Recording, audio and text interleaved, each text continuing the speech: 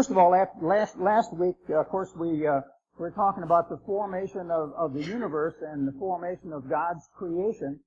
And believe me, just stick with this. I always get nervous in these first 2 or 3 sessions because this stuff is building into a picture that will make your life and God much more meaningful than it was prior to this information. So just stick with me on this. So I'm always looking for things that help bolster what it is that God has revealed to me. You know, first of all, as I shared last time, and I just want to start out with that verse in Jeremiah. Here's the verse I was reading and what I've been following. This is my admonition. It's in Jeremiah 33:3. Call unto me, and I will answer thee, and show thee great and mighty things which thou knowest not. That has been my continual plea to God in terms of understanding life, understanding humanity, and understanding Him, God, and understanding the relationship between man and God.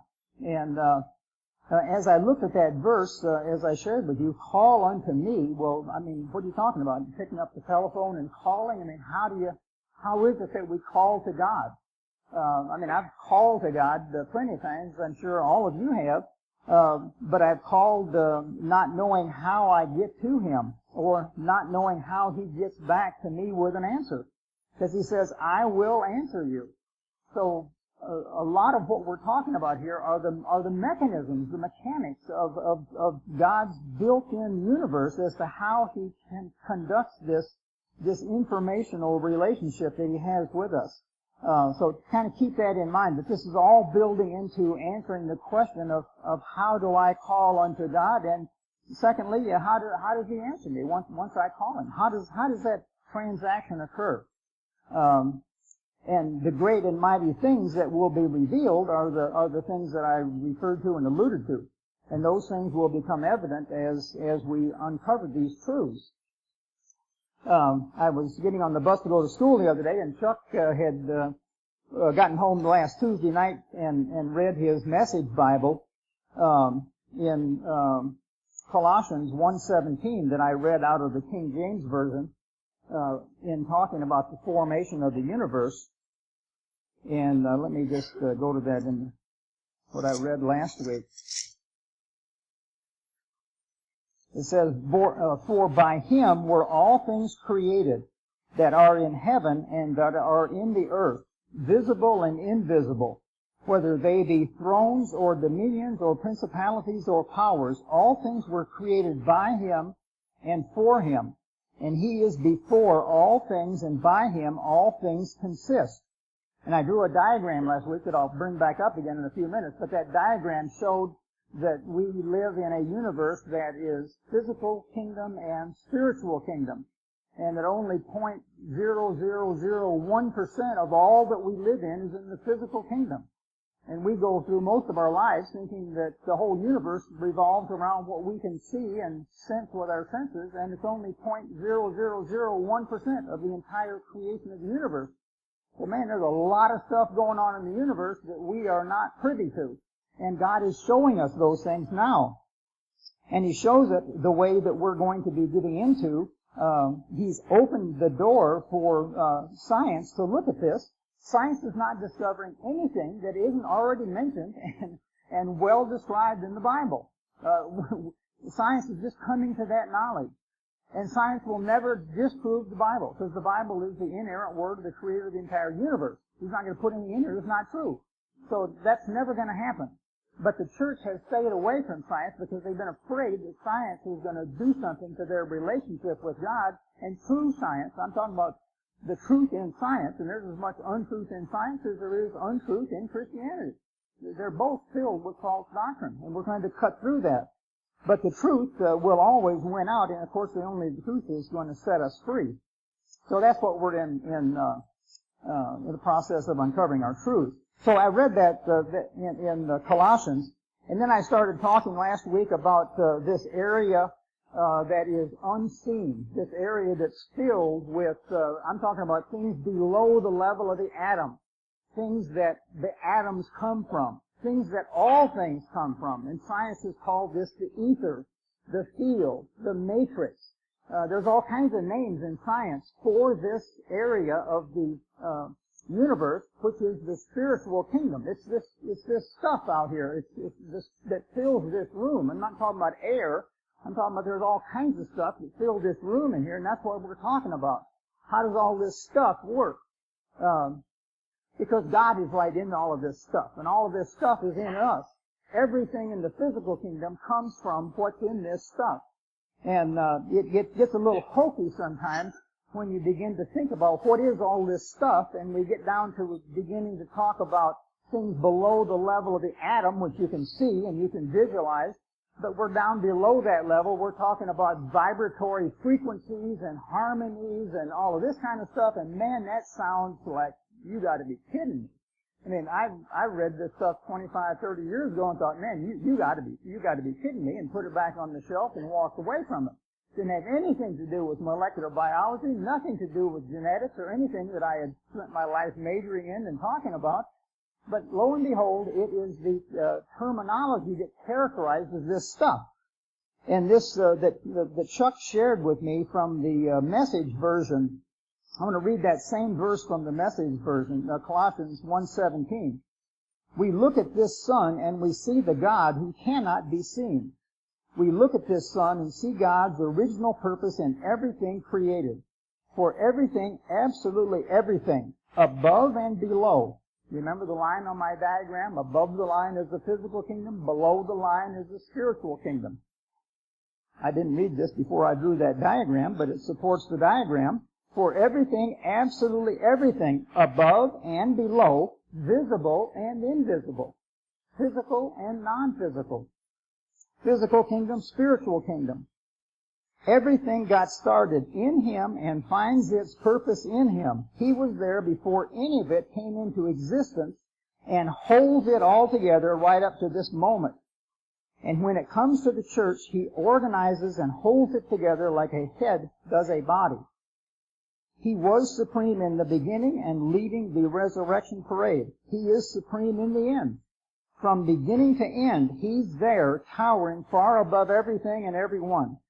So spacious is He, so roomy, that everything of God finds its proper place in Him without crowding.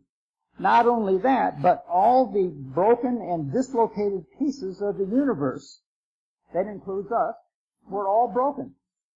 We're all broken pieces. That includes people and things, animals and atoms, get properly fixed and fit together in vibrant harmonies. All because of His death, His blood that poured down from the cross. The key term here is vibrant harmonies. What are they talking about? Vibrant harmonies. They're talking about the vibrant harmonies that we were talking about last week, and we're going to continue talking about in much greater detail this week, about what information is carried in God's universe, how that information is carried.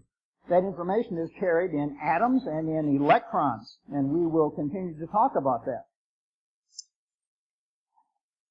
I wanted to, there was one other thing I wanted to talk about, because there was a question last week that was about a comment that I made, and it exemplifies a perfect way that we've all been led astray.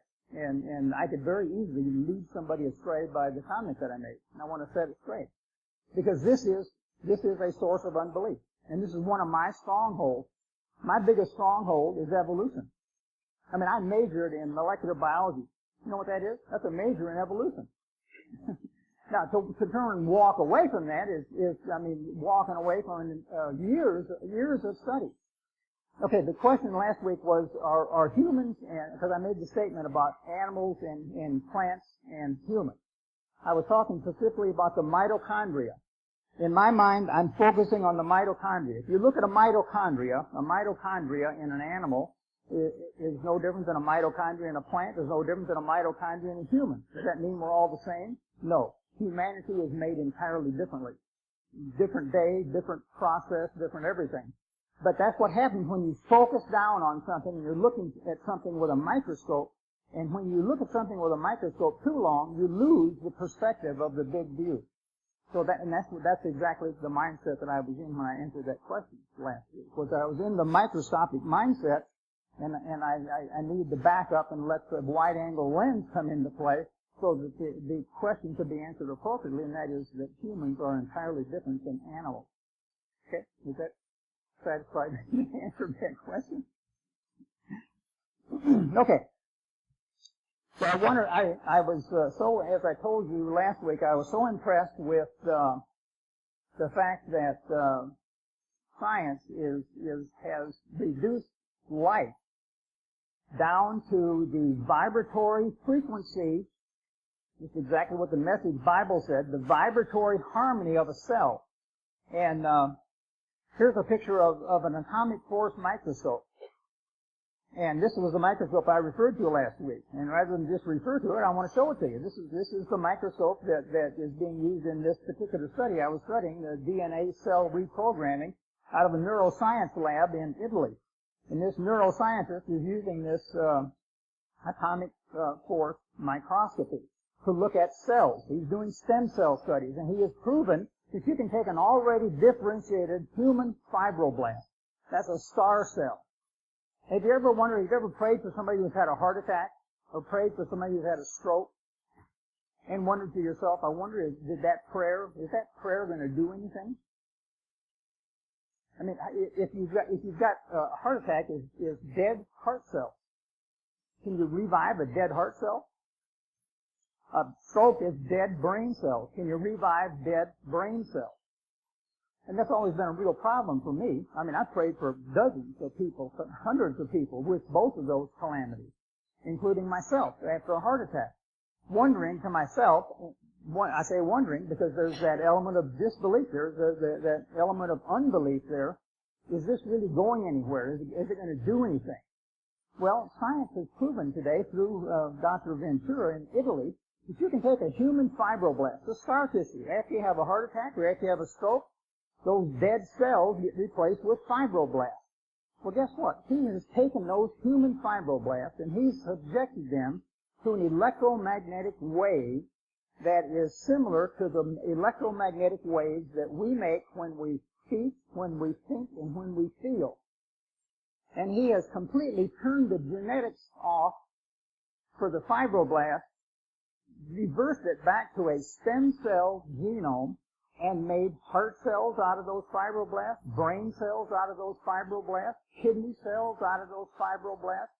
You can direct today a fully mature, fully differentiated human cell down any cell line you want to. You don't even need to have a stem cell. You can take an already differentiated human cell and direct it by your thoughts, by your feelings, by your emotions, by your prayers. That's the internal technology God has built into us. And this is all, at least for my mind, been solely on faith, not knowing how this would ever work. Didn't stop me from praying for people with those problems, but I always had that doubt in the back of my mind, am I really doing anything? Is it really going anywhere? I mean, I know it was going somewhere, but is it really going to make any difference? And yes, it does make a difference. We now, God has revealed that to us, that we have that capability through the implementation of our internal technology. So I wanted to show you, I told you, what impact this had on me. When I saw, he's using this electron microscopy to look at a living cell, and then he screws the eyepiece down on the microscope and squishes the cell, and the cell dies. And remember I told you when I was looking at this, I mean, it had a profound impact on me because I've looked at dead people and living people, the same people. The minute they die, they look differently, but I could never put my finger on what it was that made them look differently. I mean, I know their spirit immediately is gone. But I know the spirit doesn't weigh anything, because if you weigh somebody before death and immediately after death, they all weigh the same. So it's not something that is weighty. I've checked all kinds of lab tests. I've drawn, you wouldn't believe how many times I've drawn complete chemistry panels and blood gases and pH and everything else on patients that are deceased immediately after they died to find out what's going on in the body immediately after death. And I could never find a way of defining what death was. And it turns out that death occurs when the vibratory frequency of life leaves the human organism. And what that vibratory frequency is the same vibratory frequency that is the Word. It's the same vibratory frequency that exists down below everything else and is the substance of everything. It's the presence of Jesus in us in the form of in our spirit man. That's what it is. That's what the difference between life and death is, that presence. And I want to just have you listen to this.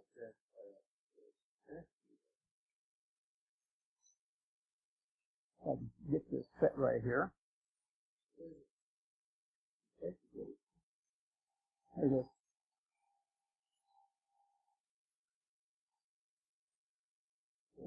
See, that was the difference between life and death. You heard the, didn't you?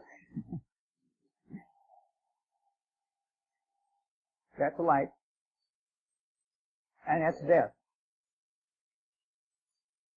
And that sound that you're hearing, that sound is coming from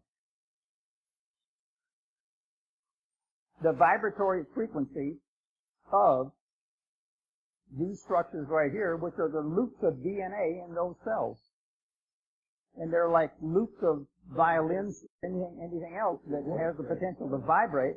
That's where the vibratory frequency comes from, is that DNA. That's not it. Right there. Those loops of DNA right there, those loops are what make that sound. That's the DNA molecule. That's where the information, that's where God's information resides. That's what I've referred to in the last couple of weeks as the Bible in the body. It contains all of the information that God has for each one of us as individually specific human beings in that molecule, and that's what makes the sound. Okay, so that's.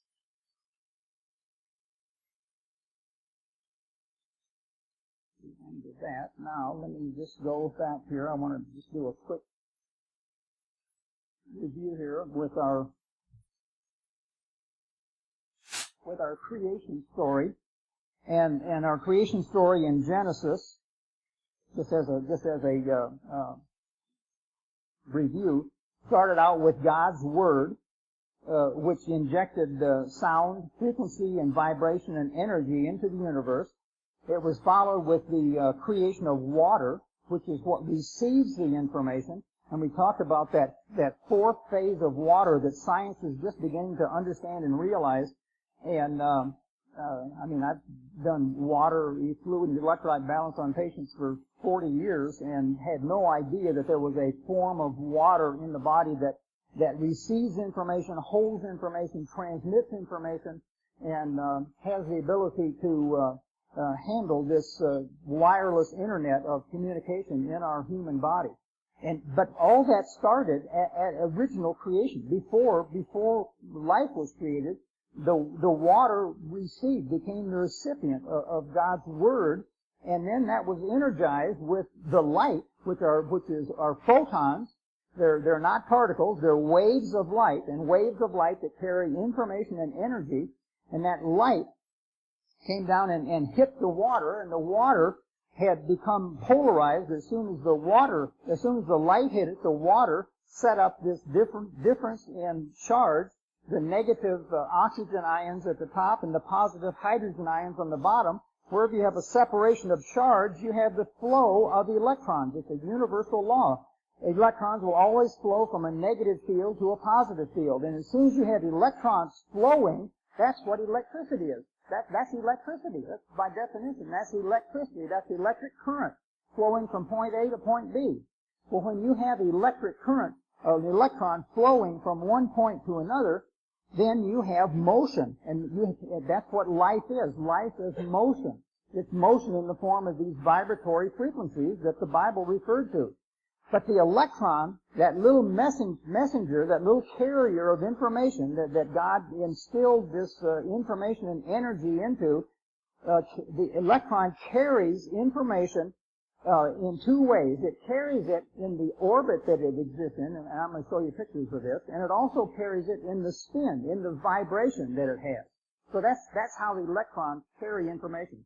I was trying to think of a simple way to try to describe this, and one thing that came to mind was, consider a postage. You go to the post office, and a postage stamp. Suppose there's a message, a postage stamp that carries information.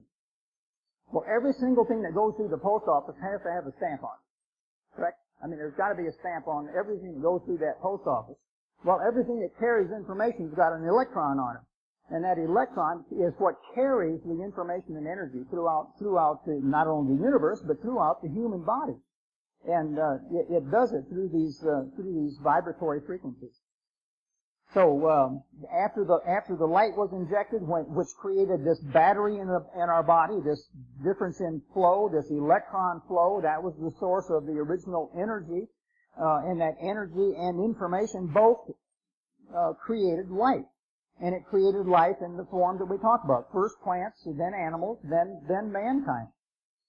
And all this information was contained in and operating through water. And as I talked about last time, the human organism is we have 99.9% of the molecules I say, in the human body are water molecules. So water is the conduit, it's the vehicle through which this information flows. And then I showed you that every single, not only every single human, but every single cell. Now, I told you the principle that we live in a stacked universe. Everything can be reduced to itself. Everything can be reduced down to itself. Okay, that's the way. Here's the human body. Here's the cardiovascular system. Here's the heart. Here are the blood vessels. Here are the blood cells. I mean, every single thing is in a stacked form in the universe. There's consistency, there's form, and there's function to everything in the universe. So that the whole human organism is a battery. We have a battery in our body. But every single cell, we have 50 trillion cells that make up the human body. And every single cell also has this charge separation, just like the water did when God injected it at the creation of the universe in the beginning. There's a negative charge in every single human cell. There's a positive charge on the outside. And when the electrons flow from inside to outside, that's what creates the energy flow and information. The same is true for a nerve. A nerve conducts information by the change in charge between the negative and the positive. And all this is accomplished through the flowing of ions. Sodium and potassium, calcium, magnesium, all those ions are what carry these electrons. Just like a alkaline battery. You know, what is a battery? A battery is magnesium and zinc, and it's a matter of transferring electrons from magnesium to zinc. That's the flow of electrons that charges your cell phone. It's no different than the human body. We have the exact same mechanism, and they got the idea from our Creator, God, who made it. And so the information flows down the nerve to the muscle, and the way the muscle contracts, which creates our behavior as human organisms, is, again, the difference in flux and difference in flow of electrons, one inside and outside of the muscle. That's what causes muscle contractility. So I want to impress upon you that the importance of looking at the original Genesis rendition of creation, that it was a process of word, water, light, and light.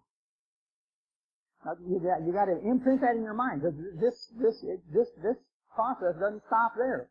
We become players in this, because guess what we're capable of doing?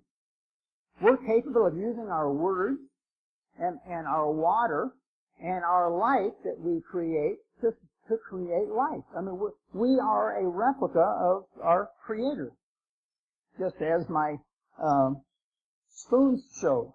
Everything is stacked in the universe. And always keep in mind that this is a diagram of the universe, and 99.999% of the universe is empty space, invisible. You can't see it. It's not matter. It's not particles. That only 0.0001% of the physical of the universe is actually physical stuff, physical material.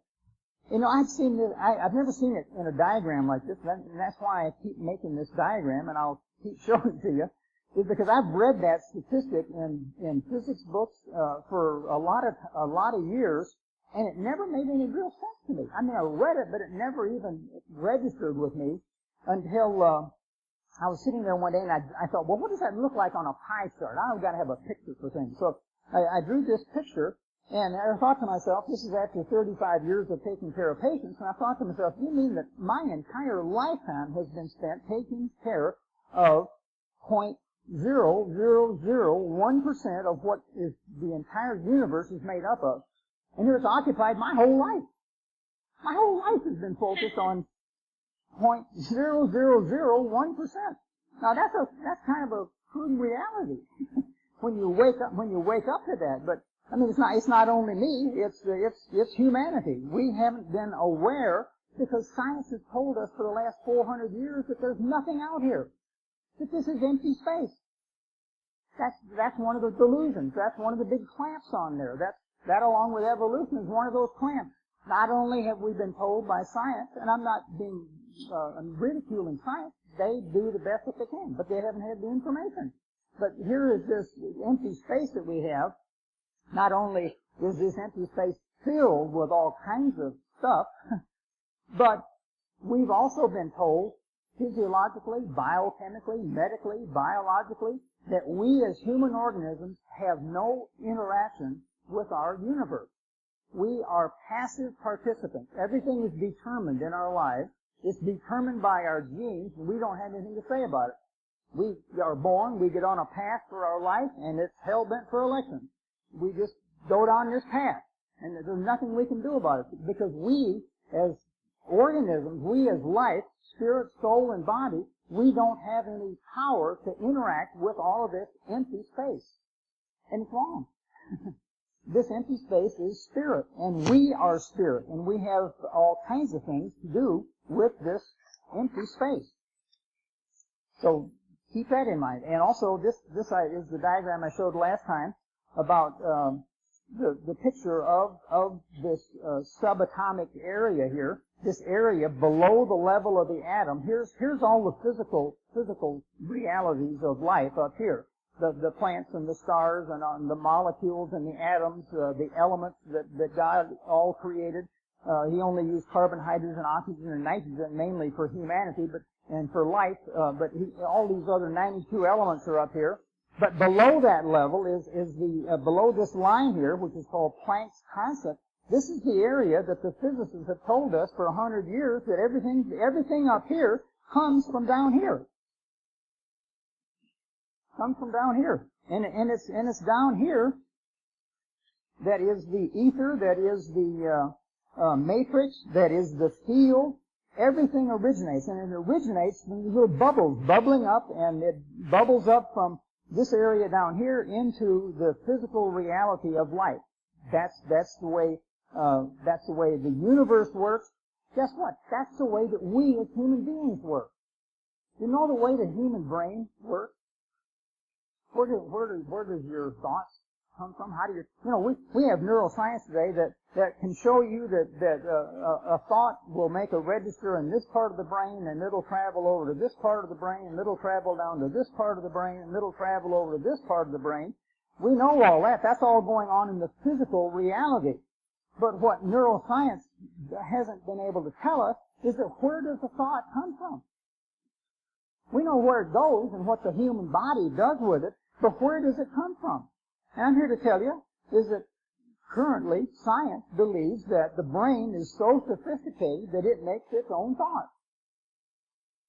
And I'm here to tell you that this is not true. That just doesn't hold water. But where does the thought come from? The thought comes from down here, where everything else comes from. This is where thought and this is where belief comes from. And as I said last time, every single biologist today will tell you that the most prominent directing force for any life today, in terms of human existence, is based on what we believe. Belief determines everything. And belief comes from down here. This down here is where Jesus is. This is Jesus. He is that which holds everything together. He's that which is between everything, in everything, and holds everything together. And it's in these harmonic frequencies that God manifests Himself. Fortunately for us, He came out of all this down here and took on our earth suit for His physical life here to show us what God looks like in the physical form. But He originates down here. This is where you and I originated too, down here. This is the information that He injected for each one of our lives down here. So this was the other diagram showing that below this line here, this is the seed, and then this is the physical plant that relating this to the parable in Mark, the parable of the sower. Jesus said, if you don't understand this parable, you won't understand any of them. And the 51 parables that Jesus talked about are all predicated on the understanding of this parable, and that parable states exactly what I've been stating here, that everything comes from down here, and all the physical realities and the fruit that we look at all come from up here. But everything originates from down here. And I'm going to show you that down here is where the heart of man is. Before I do that, I want to make sure that you, I want to make, now this is, like I say, I always get nervous thinking that everybody's going to get up and walk out when I start talking about this stuff. So don't get up and walk out, please. Just please bear with me.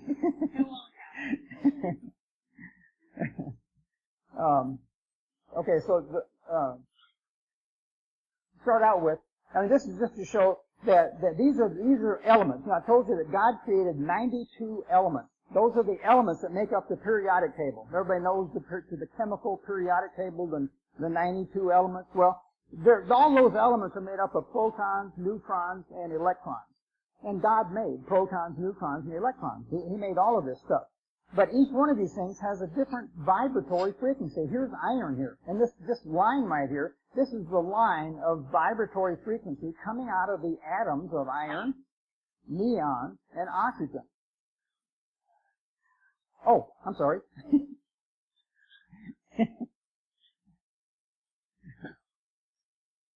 There you go. I'm sorry.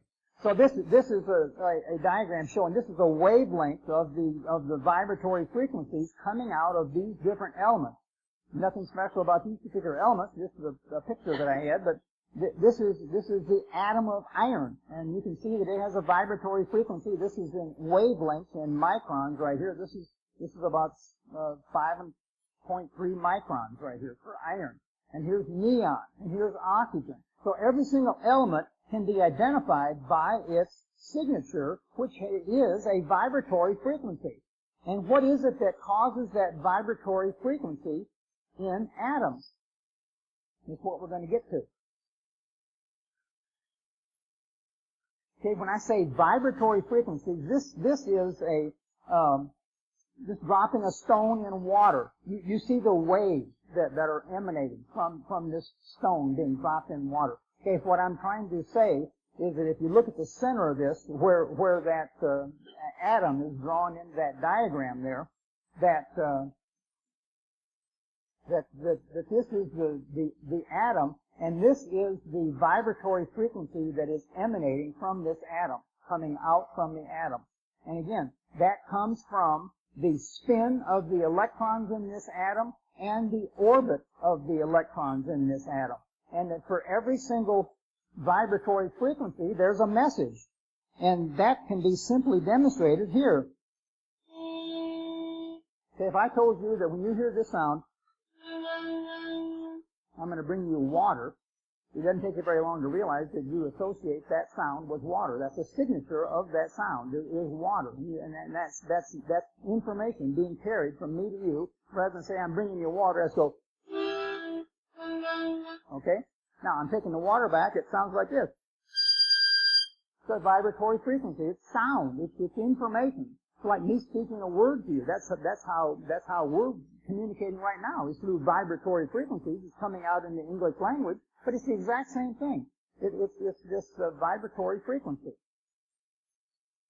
And what happens in nature is that nature, as I said, the unifying principle of nature is that everything exists in relationship. So No one atom ever exists alone. No one human ever exists alone. No one anything exists alone. We all are in relationship.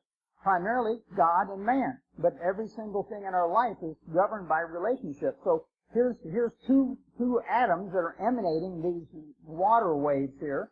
And at some point in time, these water waves are going to intersect. And when they intersect, that has a transfer of information. It creates an event in the universe, and that event has its own signature.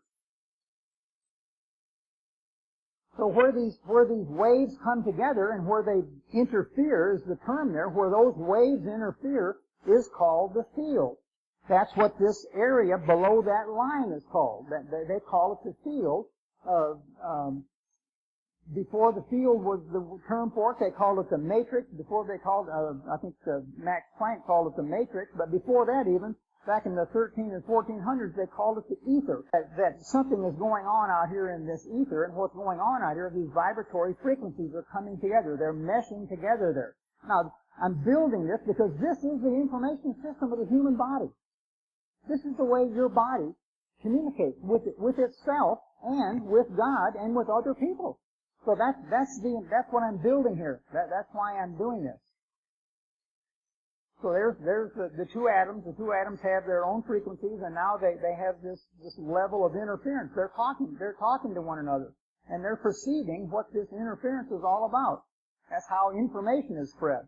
So here's drawn out. I just wanted to have you realize that a wave is simply wave A and wave B, and the wave, and I'll show you how this wave originates, but this wave of motion that goes on in the universe has a peak, which is the high level, and a trough, the low level, and that constitutes one cycle. And that these cycles are set up, and I'll get into frequency, but here's two waves that you can see. Both of these waves have the exact same appearance. You see how they're perfectly symmetrical? This is negative when this is negative, and this is positive when this is positive. So these waves, they call that coherent. When you have coherent waves coming together, you have an additive effect. You have constructive interference is what it's called. And with constructive interference, you have this event. And why is that important? The reason that's important is because science has realized today that what turns human genes on and off are when vibratory frequencies develop what's called a standing wave. And this is a standing wave. And you can see that if there's a gene sitting on a DNA molecule and this wave is coming by that gene, that neither one of these alone are going to have any impact on that wave. But when you put those two together and then they're in harmony, it creates a greater amount of information and energy, and it turns the gene on or turns the gene off. That's how the human genome works. And everything runs through the human genome. That part has not changed. It's not predetermined, but things still run through the human genome. So it's important to realize this standing wave, because not one or the other of these waves is going to create enough information and energy to turn that gene on. But when you put both of them together that are in harmony, that turns the gene on. That trips the switch. Do all of you realize that when you became a born-again Christian, something switched in your body? Do you know what that was? That was God's standing wave, His wave out here that's always been, that has never changed, wanting you to develop a belief in Him. And your wave was always inconsistent with His. And the moment your wave became consistent with His, guess what? It developed a standing wave. That's the power of agreement. It's another principle of biology as well as the principle of the universe, is that when things are in agreement, you get this additive factor here. And that additive factor is literally, when you became a born-again Christian, you instantly changed your belief. It doesn't mean what you believed before that, but you instantly changed your belief, and that belief did that in your body, and you had a whole bunch of genes changing. You know, they've had patients who have had adult onset diabetes and prostate cancer, and they have just given them 6 weeks of education, 6 weeks of information to change their belief about their disease. And it's been shown just after 6 weeks of believing something different about their disease, some studies have shown over 500 genes have been reset in those patients. And what reset those genes? Was it a molecule that somebody gave them from a drug company? No. No, it was the belief. It's what we make inside of us. God has endowed us with that capability to do that. I mean, it blows your mind, doesn't it? And it blows my mind. I still can't believe it. No, I'm not kidding. I mean, you know, you look at you study this genome, you look at DNA, and you look at all the complexity and multiplicity of all of that, and you realize that, man, you know, 98.5% of the human genome, which has been called junk DNA, contains all these genes that are just sitting there waiting to be turned on or off based on what we believe, and this is the way they get turned off or on. When that gene gets hit with this wave, nothing. When it gets hit with that wave, nothing. But when you put the two together, you put God and man together, bang, the gene gets turned on. That's how spontaneous remission of cancer happens. I've studied spontaneous remission. I think every doctor studies spontaneous remission. Every doctor is blown away when you have somebody who's got a stage 4 cancer and all the super experts say, well, this person's only got 6 weeks to live, and lo and behold, 6 years later, you're looking at him in your office and it's, man, what happened to you? That's what happens. Every single person that I know of who has had a spontaneous remission of cancer has had a change in their belief.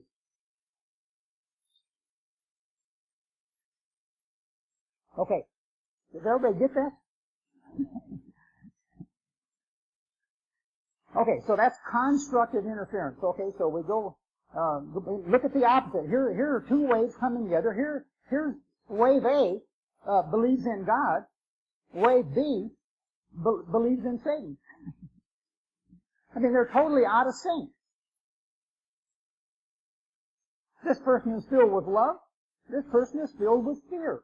What happens when those waves come together? You can see right here. What's a negative one and a positive one? What's the additive sum of that? 0. That is destructive interference. Here's what happens to that information and energy. It's flat.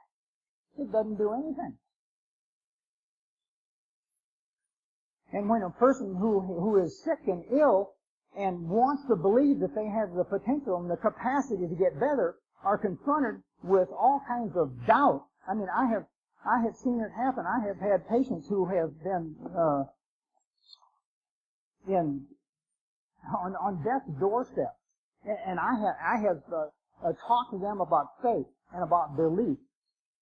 One guy in particular, I can't get him out of my mind to this day. He was a precious man, ostracized by his family because they were religious. He loved the bottle and loved women and song and lived that way, and everybody threw him out.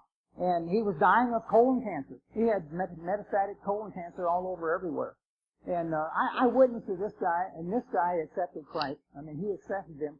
And I followed his liver enzymes, I followed his bilirubin, I followed his ammonia level, every single parameter of liver function.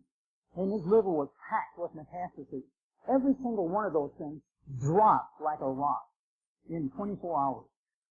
I mean, they dropped like a rock. I mean, you should have seen the people in the hospital. Because they knew that he had a closed door session with me. That was I would tell nurses, this is my closed door session, so that meant they were supposed to leave, because that was me one-on-one, eyeball to eyeball with the patient, and that's when I witnessed to him. Private, away from everything and everybody. But anyway, Richie, he accepted Christ, and I mean to tell you, this guy started getting better. He started telling his body and his cells that they were going to live. They were going to survive. He began to believe it. Now, this was on a Tuesday, and I watched I'd check those daily enzymes, and those enzymes just dropped like a rock, and they stayed down until the weekend came. And on the next Monday, every single one of those enzymes were up, and Richie had lost his belief.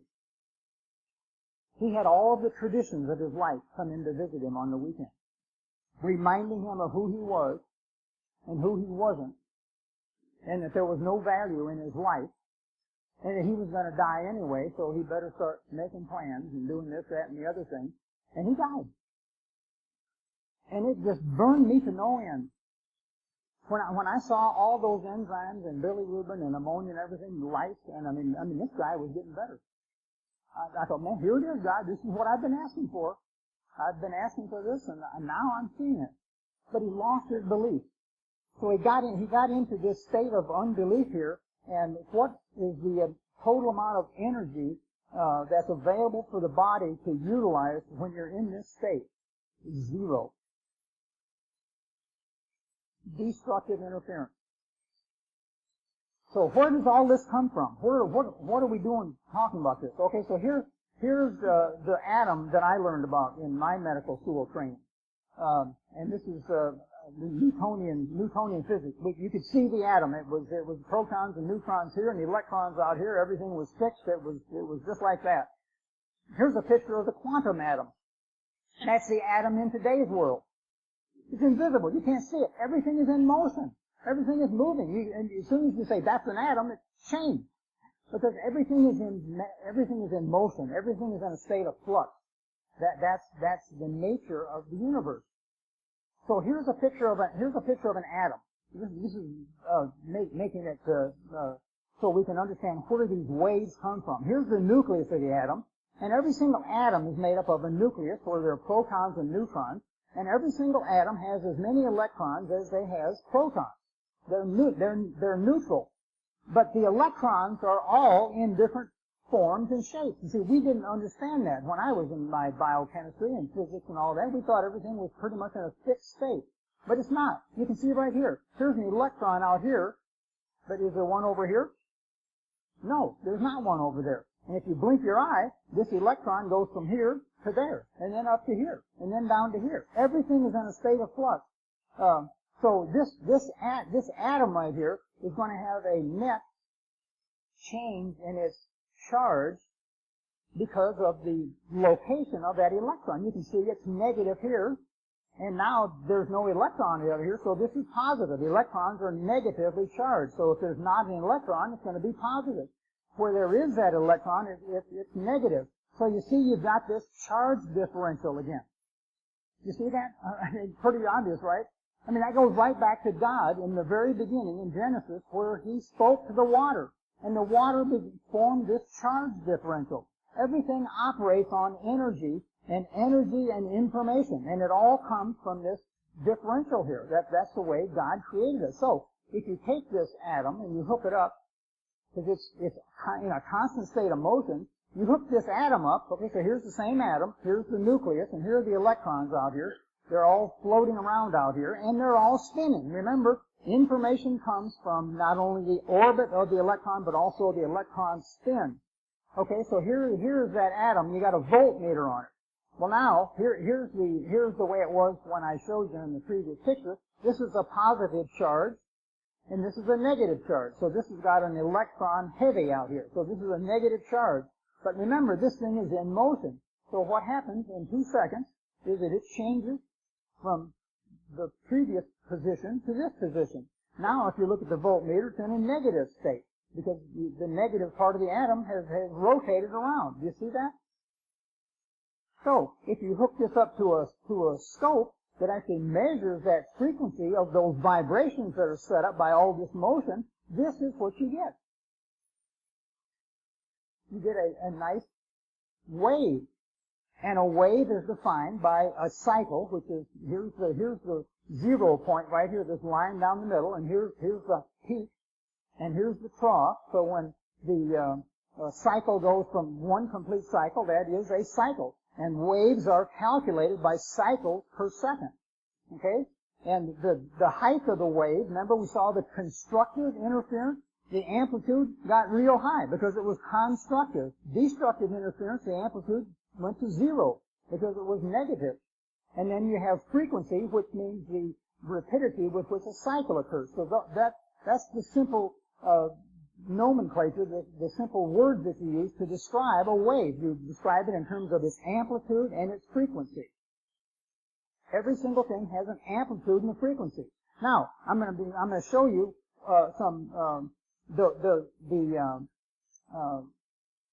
universe's baseline wavelengths and frequencies that are in this space out here. What I'm going to show you right here is in this room right here. It's all in this room right here. This is a gamma ray. You see how tightly woven this line is right here? See what a high frequency that is? Okay, so that's a gamma ray. There's an X-ray. It's a little bit wider here. Doesn't have the same frequency as a gamma ray, and that's the difference between a gamma ray and an X-ray is the frequency here. Okay, you see that frequency? Okay, we go from X-ray to ultraviolet rays. Ultraviolet rays they're about the size of a DNA. That's why they got a picture of DNA there. But you see how that's even a little bit wider. That's got a wider frequency to it. And there's our visible light spectrum, about the size of a bacterial organism. That's a little bit wider yet. So all of these waves, the infrared waves, that's a wider frequency yet. All of these waves are filling this space that we're sitting in right now. Here's microwaves. Everybody in here, if you turned your cell phone on, the reason it goes on is because this room is filled with microwaves. We can't see them. They're not in our visible light spectrum, but they're out there. And here's the longest wave is a radio wave. And a radio wave can be as long as a car or as long as a whole mountain range. Now here's the electromagnetic spectrum we just went through here. Okay, here's the top end where here's the X-rays and the microwaves. Here's the radio waves way down here. Very, very low frequency, very high frequency. The higher the frequency, the higher the energy. The lower the frequency, the lower the energy. But here's what we see with our eyes. This area right here, from here to here.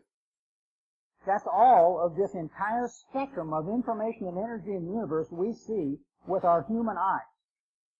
And we think we're pretty good. But I saw a diagram of this that really drove this point home. There was a diagram that had a line drawn from New York City to San Francisco. That's the length of the known electromagnetic waves in the universe. And do you know how much involved was the visual part that we can see with our naked eye? 1 inch. Think about all the frequencies that exist from New York City to San Francisco, and we as humans can only see 1 inch with our eyes. That means there's a whole lot of stuff going on in this world that are above and below us. So this is the entire spectrum here. So I'm going to show you. Here's a radio, and here's a radio wave, okay? See how you can see it now in comparison to where our vision is. Okay? The fact that you can't see a radio wave doesn't mean there's not radio waves in here. If you turn the radio on, you get reception, because there's radio waves here. It's in the universe. And if you get the radio waves, it would escape your vision, because here's where your vision is, just right there. Okay, so there's a radio wave. This is a wave from your TV tuner, your remote control. That's this wave right here. But you can see it's still below the light spectrum, so you can't see it with the naked eye. Okay, there's a cell phone. That's higher. That's getting up into the microwave category. And then here's a TV. Well, how do we perceive TV? We see it. So it's got to be in the visual light spectrum. And if you look here, this is where TV waves are. They're in the range of our vision. If TV waves were down here in the radio vision, we couldn't see it. All we could do would be to hear it. So that's the difference in the waves. Here's the microwave. And cell phones mainly work by microwave. That was a picture of X-rays there. So there's the waveforms. The waves are made up of they're called electromagnetic waves. Okay, so it's electricity and magnetism is what makes up. And that's what makes up the human body, is we are made up of electricity and magnetism. And I'm building this up because there is a source of our electricity and our magnetism. But this goes back to creation. Where did electricity and magnetism first start out? It started out when God spoke His Word into the water and energized it with information and energy from light. That's where the electromagnetic spectrum began. It had its origin in God's creation. So here's this electromagnetism that goes through, and wavelengths and crests. I'm going to march through these. This is just showing different frequency waves here. I think you've pretty much got that concept. And waves are mentioned as being in hertz. That's the nomenclature that you use to describe the frequency. So this right here shows the amount of energy that are contained in these different waves. You see radio waves are very low in energy. Gamma rays, which are the highest, the shortest wavelength, that's way up here at the top of the chart, have the most energy. X-rays, they have the most energy. So if you want to bombard a cell to kill it, you bombard it with gamma rays and X-rays. That's such high energy, it fries the cells.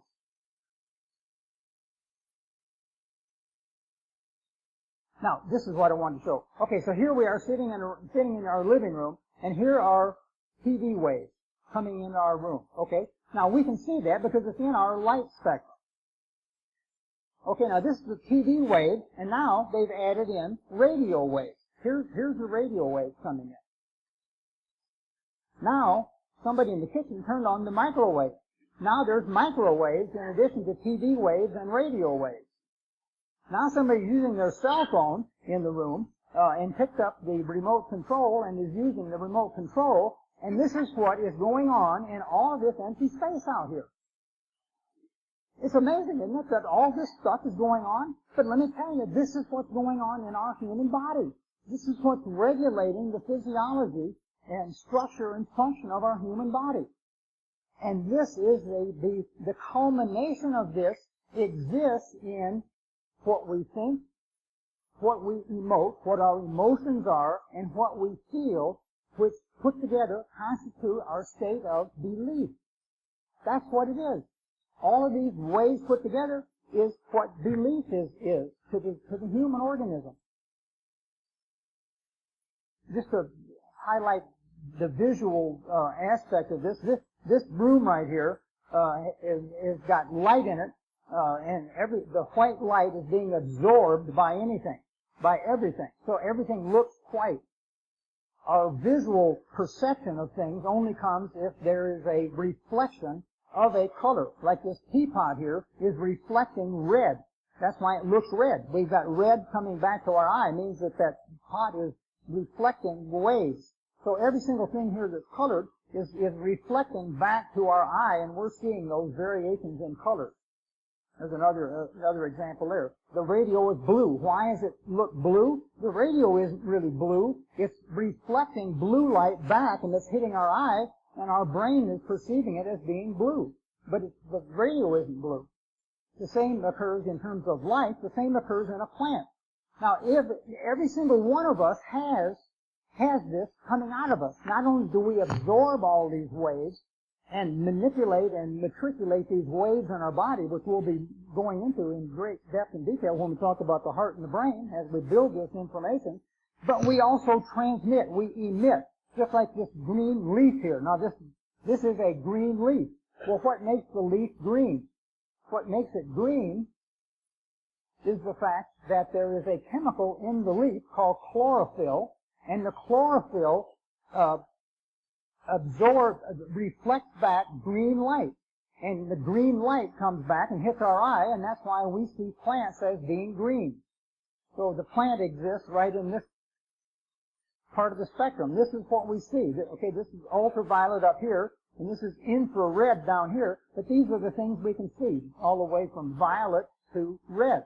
And ultraviolet is above that violet range, infrared is below that. That's what these waves all mean.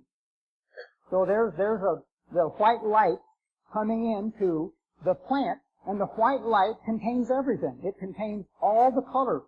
But whatever the form is that reflects whatever color, that's what we see. So in this case, it's reflecting green, and that's what we see, get picked up with our eyes, this reflected green here. That's the light form. And here's other forms of electromagnetic energy coming into this plant. And some of these are reflected, some of them are absorbed, depending on the molecules that make it up. This is the principle that X-rays use. X-rays are simply in the same spectrum as the light that we see, but it's much higher. And X-rays are absorbed and reflected differently by human tissues. That's why we're able to see things on an X-ray. And this is taken with a radio wave. It shows the difference in temperature on this living animal of a horse and a human here. So those are all examples. And of course, I got these slides here from NASA, so they throw in the fact that these satellites out in the world today that are viewing our Earth are viewing it by injecting these waves in, and they can actually take a spot of Earth here, and by the amount of electromagnetic energy that's reflected, tell you whether this is green grass or whether it's old moldy hay or what exists there by the amount of information that comes back. Here was all that you do when we went to Mars. Here's carbon dioxide in the electromagnetic spectrum coming back from Mars. There's the CO2, carbon and oxygen together, as a molecule on Mars. There's the silica, another chemical on Mars. And there's carbonate, that's another chemical on Mars. And then they came up with, as you all probably remember, bound waters. It's thinking that there's life on Mars. Well, bound water is not the water that's on Earth. That's not the same thing. But anyway, it does show you how you can evaluate the constituents of the universe based on how these different elements and constituents work with these electromagnetic waves. Here's a picture of our Milky Way. And it's thought that planet Earth exists right in this area right here, where my pointer is. That's called the Goldilocks zone. It's according to astronomers and astrobiologists, there's one place in this entire Milky Way galaxy that could sustain life. There's only one place that could sustain life. And we're talking about a difference in, 10 degrees of angulation of this little bitty blue planet that exists out here. And that one place is called the Goldilocks zone because that's where Earth is. And guess who put Earth in that one specific spot for a specific reason, to sustain life for us. So this is a picture using the visible light range right here.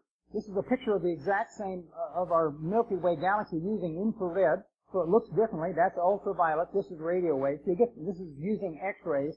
So you get the idea that each one of these things is different. Here's the different elements. I said God originally created water, hydrogen and oxygen. And then he created the other 92 elements. And each one of these elements has a different light associated with it, depending on whether this atom of hydrogen absorbs or reflects the light that hits it. You can differentiate hydrogen from helium. When I was in chemistry, the way we differentiated that was by atomic mass and by atomic weight, which are factors that you can touch and you can feel. Well, chemistry is not that anymore. Now we determine elements based on the light waves that are emitted and the light waves that are absorbed. So you can tell, and this is the way the human body tells all this, the exact same mechanism. Here's an example of an MRI scan of a cancer. This is the cancer right here in the middle, this dark spot. Well, why is that show up like that on an MRI scan? The reason it shows up like that is that an MRI scan magnetizes the water that's in this tissue, and that water in this area of the cancer is different than water everywhere else in this normal tissue. And this cancer right here, the way conventional medicine treats this is you go in and you cut that area out. But we know, sometimes that works and sometimes it doesn't. And if that doesn't work, then you bombard this area with X-rays, with radiation therapy. You try to kill any residual cancer cells there. Or give molecules, chemotherapeutic agents, to try to kill those cancer cells right there. But in an idealized circumstance and situation, these cells right here are emitting a certain vibratory frequency that we can see is entirely different than all the other normal living cells here, right? That's why it shows up like this. These cells have gone haywire. Well, if these cells have gone haywire, why can't we bring those cells back into alignment? Because these cells weren't always like that. They weren't always cancer cells. They have the capability to be normal cells again. They just need to be reminded of their identity. And they get reminded of their identity by belief. And if you change the vibratory frequency, the environment in which these cells live, guess what happens to them? They die. Here's where it was. They go away. You take a sick cell in a petri dish that's sick, and you take that sick cell out of the petri dish, put it into another petri dish, and lo and behold, that cell will become well. It rectifies itself. So here we are as humans. We think we are what we see, but we're really not what we see. Here's what we are. We all have vibratory frequency. We all have our own signature. And this signature is coming from our body. It comes from our DNA, and it comes from the cells in our body. Every single cell in the human body has 1.4 volts of electricity in it. That doesn't seem like very much, but if you take 50 trillion cells, that makes a living organism, the human organism, 70 trillion volts of electricity in the human body. Just to give you an example. So where does all that electricity, what regulates all that electricity? What is it that sets all that electricity and all that magnetism in line? What is it that does all of that? Well, as I've said before, that it's our thoughts, our emotions, our feelings, which constitute our belief. That's what regulates that. Well, where is it in the human body that belief has its greatest impact? Where does belief originate? Where is the spirit of man? You know, we're spirit, we're soul, and we're body. We know it's in the spirit, but where in the world is the spirit? And this is what I'm getting into. The spirit exists in the spiritual heart. This is a diagram of the human heart. And these cells right here are called neurites. There are 40,000 of these neurites, and this has just been recently discovered in science that the human heart has a brain of its own, and that the information that goes from this brain right here, it tells the brain what to do. We used to think when this first got discovered was that the brain was telling the heart what to do. But now we know that 90% of the neuronal connections between the heart and the brain, the information flow goes from the heart to the brain. So it's the state of our heart that sets the tempo, the vibratory frequency, and everything that goes on in the human body, it comes from our heart. That's where it originates. And here's a molecular biology paper that says every atom or molecule emits and absorbs light of characteristic wavelengths. Just exemplifying exactly what I just said, that every single atom and molecule in the human body emits and absorbs light. What is the greatest emitter of light in the universe? It's our sun. So you can compare the human heart to the sun. That is the greatest source of electromagnetism in the human body, comes from our heart. And this is just to show you and remind you of the power behind a simple magnetic field. It arranges matter.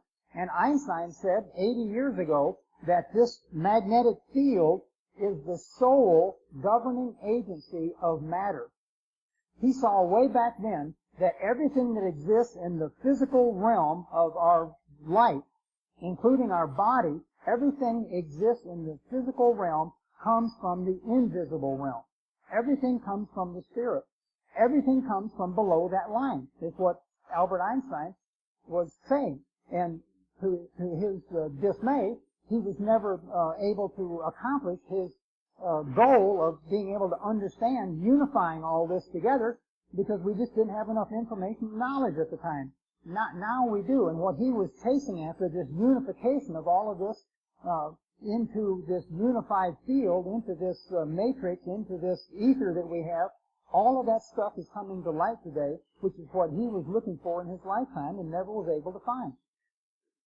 So all of this information that occurs in the human heart sets and regulates every single cell in our body. Just like the energy from the sun regulates life forms on planet Earth, what goes on, if you look at every one of our cells as a life in and of itself, every single human cell has every function of every human being. Every cell has respiration. Every cell has digestion. Every cell has reproduction. Every cell has everything that a human being does. And that every single cell in the human organism is put into its frame of reference, is put into its regulatory mechanism by the information that comes out of the human spiritual heart. Anybody doubt that? Okay, just stick with me here.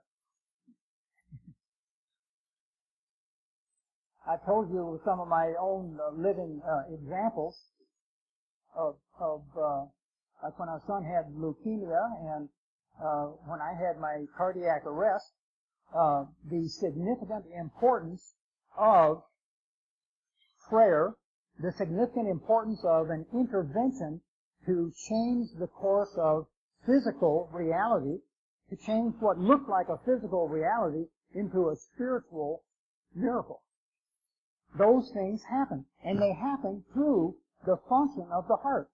You know, when you read the Gospels and you read about Jesus, you know, every single time it talks about his looking at, I read those a number of times, and I was just looking for what does it say about Jesus' state of mind when he was confronted by all of the misery and all of the heartache and all the sorrow that he saw in humanity. And there's only one word that's used in the Bible to describe that, and it's compassion. It was the compassion of Christ. And do you know when they wrote the Bible that the Greek language did not have a word, compassion? They had to invent a word because his depth of feeling, his depth of love and concern was of such a magnificent degree that the people that were with him, his disciples, didn't even have a word to describe what he saw and what he thought and what his feelings were when he saw humanity suffering. I know that God's intent is to bring us all to that same position. His intent is to bring us all to the mind of Christ. We have the mind of Christ in us. We have the residence of the Holy Spirit in us. But we have all of these things of anger and resentment and hostility and fear and all of those things that have different vibratory frequencies that nullify the compassion of Christ in us. We've all got it in us. We received it at our salvation. That's the great power that we all have within us. And I love to watch this power in operation. I've seen it in operation. I was on call one weekend at our hospital. We had an ice storm, and I couldn't get to our hospital. I got there, but I couldn't get there in time because one of my partners called and said we've got a twin delivery. The lady has ruptured membranes and the baby's umbilical cord is prolapsed. They're on their way into the hospital. We got to do a C-section.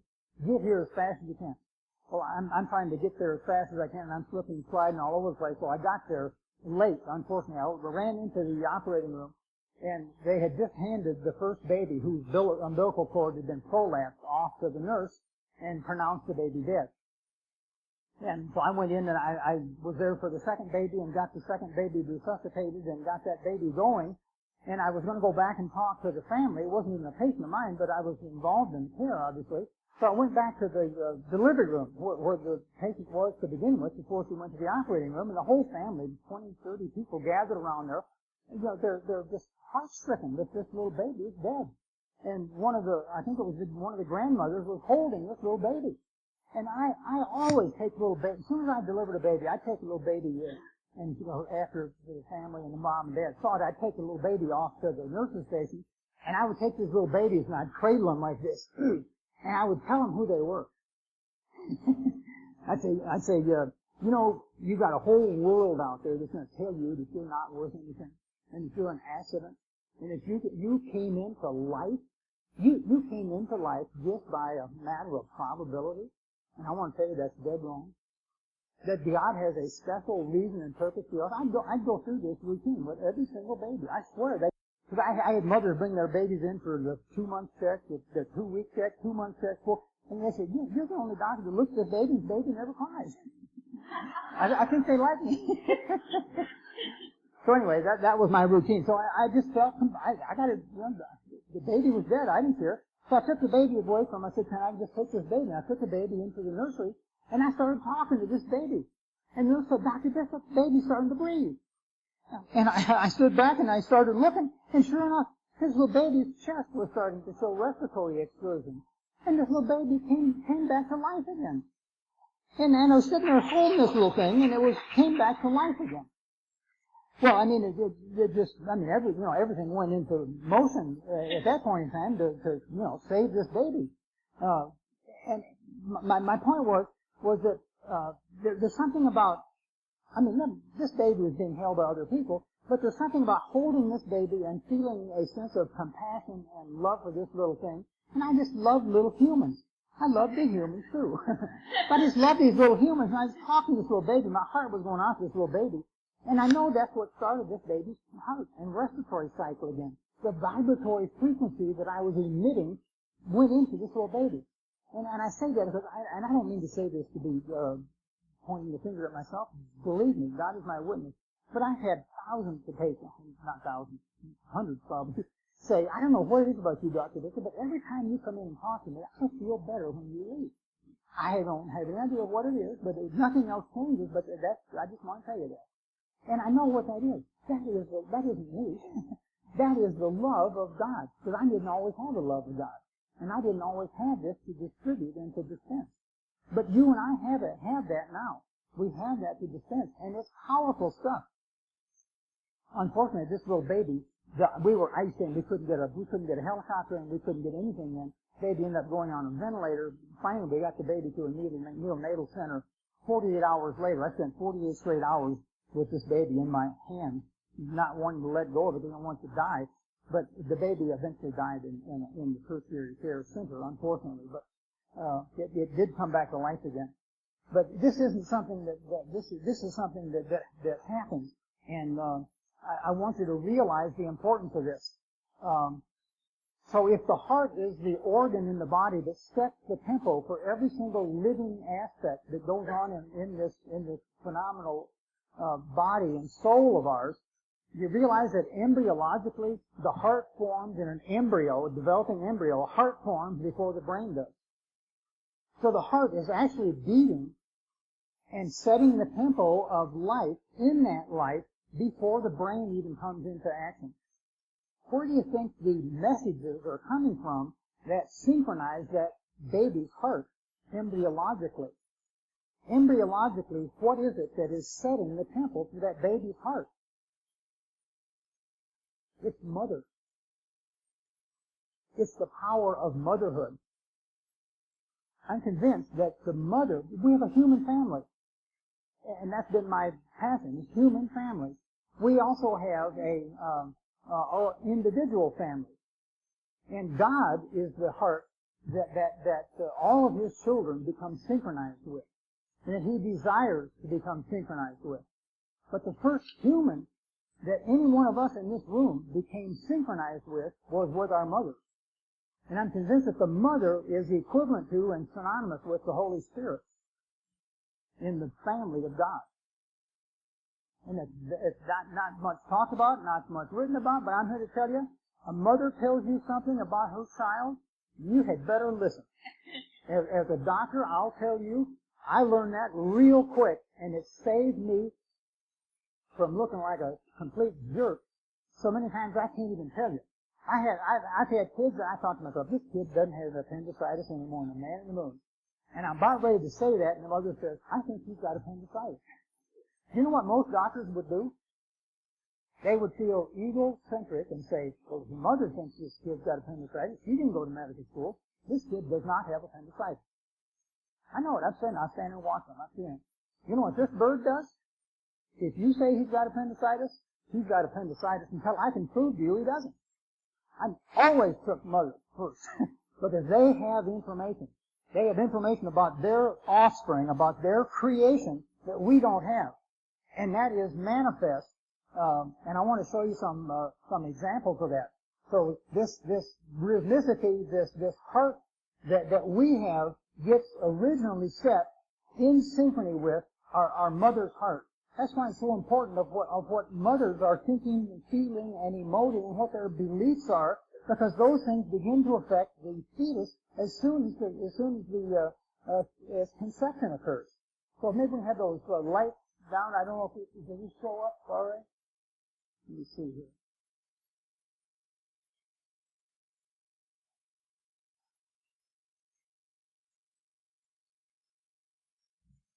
Okay, this is the power of humanity. This is the power. Something very special happened inside the main care unit at this hospital in Worcester, Massachusetts. October 17, 1995. When you see little girls with their dolls in a battalion, imagine that in a little bit. Each day only about 2 pounds. This is just the power of all that. Nurses in nuclear war look very so they know how to get now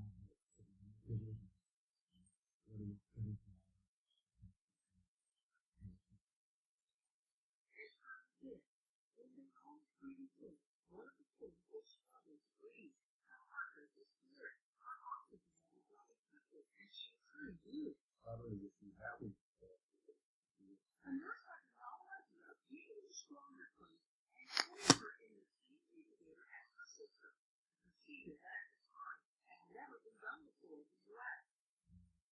Some of those things very quick. You really couldn't use that in the field. So a little bit of a strain and you can just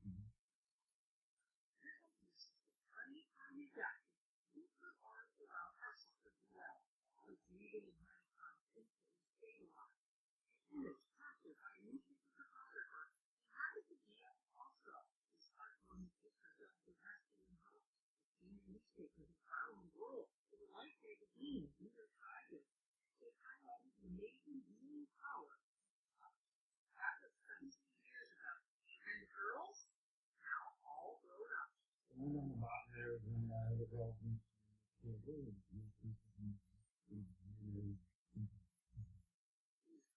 So there's a physical bird's eye view of a demonstration of the power of the human touch. Those little babies, oftentimes I've done many C-sections on twins. Not every time are they monozygotic and monoamniotic, but I have seen baby twins come out holding hands. And I've watched little twins grow up, and little twins are always hugging each other and caring for one another. That gets into them through this power of love. This is a little more dramatic here.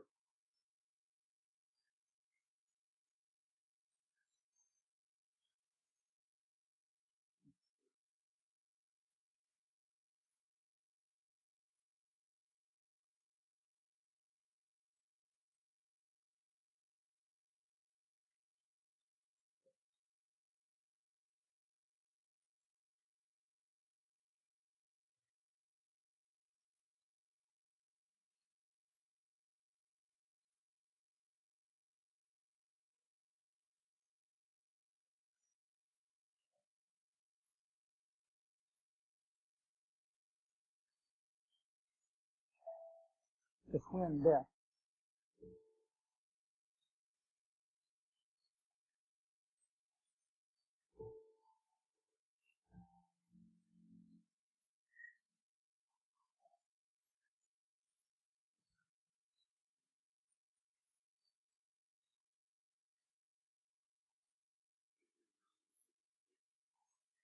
So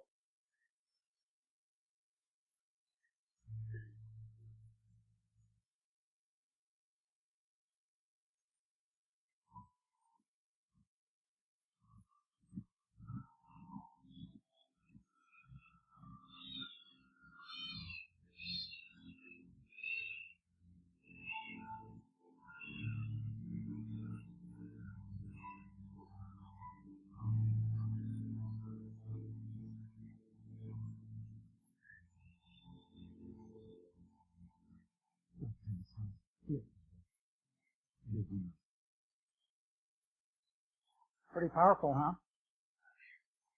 The power of the love of a mother transmitted into new life. That's our kind of incredible story about our mother who lost her newborn son after being told that he was not able. So the family is here this morning for a exclusive interview. But first today, Masterful from Ego about how the remarkable story ends today. And once we got this whole pity there on the figure of her, that her baby boy is dead. But what happened is that was nothing short of a magic miracle. The birth of the baby is one of life's happiest moments. But for Kate and David Hogg, their relationship is extremely hard. After one of their twins, baby Julie, will soon first unfold youth, is now completely dead. Dr. Colter is in the conversation. The nurse handed the baby's new body to his parents to say goodbye.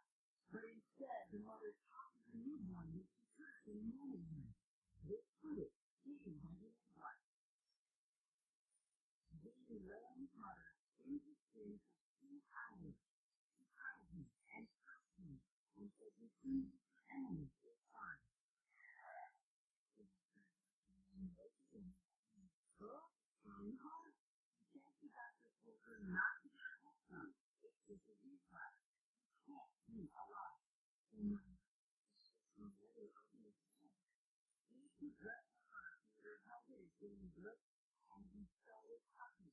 So Dr. really stopped. You could say, "You can know that nobody can do it." And now he knows. Baby Julie came back to life before her eyes.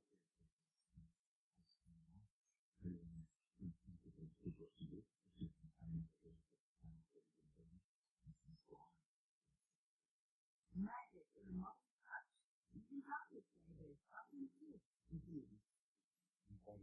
The mother's live, the distance that she has after that period becomes further apart.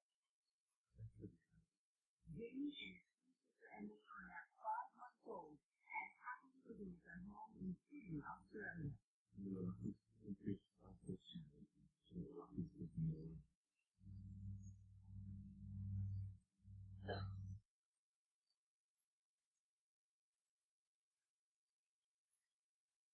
So how did that information get transmitted and transferred in each one of these circumstances? There was no IVs.